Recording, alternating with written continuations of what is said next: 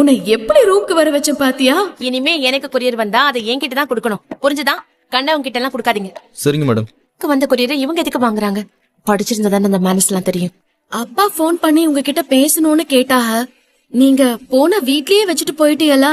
அதே உங்ககிட்ட பேச முடியலன்னு எனக்கு அடிச்சாக. சரிம்மா, நான் உங்க அப்பா கிட்ட பேசுறேன்.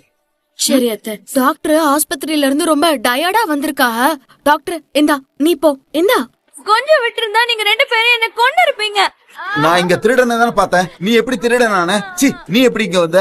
லூசு மாமா, அண்ணனுக்கு காஃபி கொண்டு வந்தேன். காஃபி கீழே கொட்டிடுச்சு.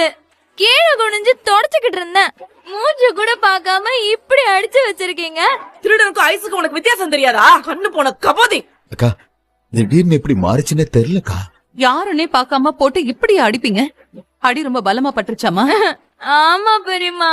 ஒரு தடவை இப்படி பண்ணி பாரு, மண்டைய உடைச்சிரு. சரி, எதுக்கு இங்க வந்த? உன்னை பாக்கலானதே வந்த.